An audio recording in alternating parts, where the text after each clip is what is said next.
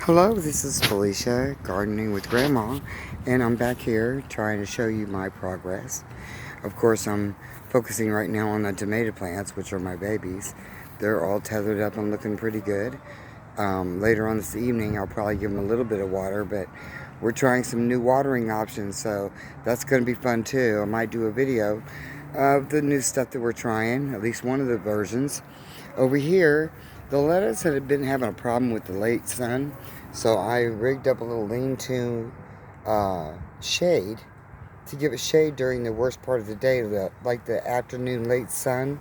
So I took one of those weed barriers, the more translucent one, and put it up over around these trellises to keep it from just completely covering it, but just giving it some shade. And they look like they're doing better already. The greens back there are recovering nicely. The seeds over there, we still got a little bit to wait on those. Over here, we got it completely planted yesterday. Gabby put some melons in the back. And this is full of all kinds of vegetables and root vegetables and green beans and squash. And I just got it sprawled out in here. And we will see how it turns up and what comes come. Sometimes I plant them and they just don't happen.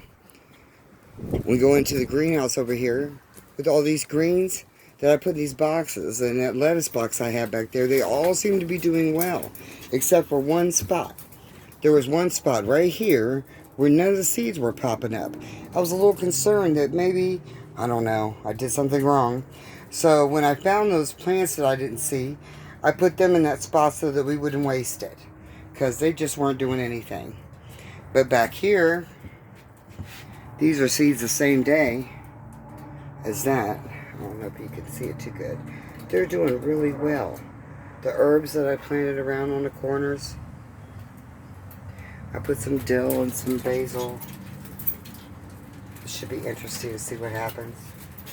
Then we have the strawberry plant. That's new for me, doing a fruit. Look how they're getting red already. So exciting. The tomatoes are doing good. I'm going to make sure that they keep on going straight up this line here so that they don't try to get carried away.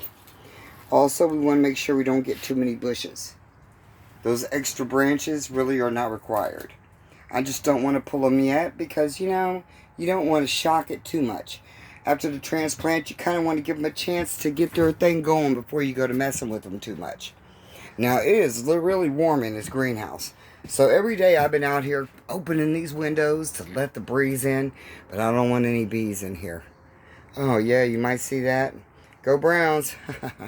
Okay, so the breeze is coming in a little bit, but it's really warm in here.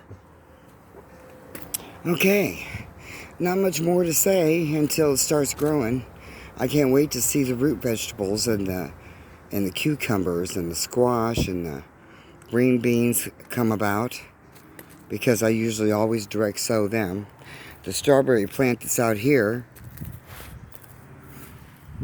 its strawberries are much smaller, but it's outside, so maybe that has something to do with the greenhouse. Alright, don't forget to like and subscribe, because there's going to be more videos to come, especially when we start getting into canning and harvesting.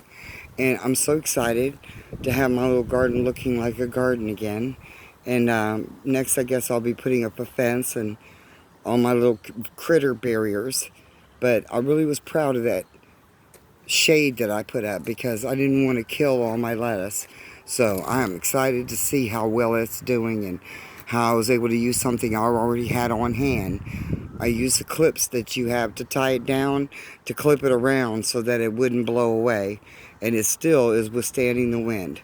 So that all looks good. Alright guys, you have a good day, and don't forget to like and subscribe. Felicia Mans, Gardening with Grandma.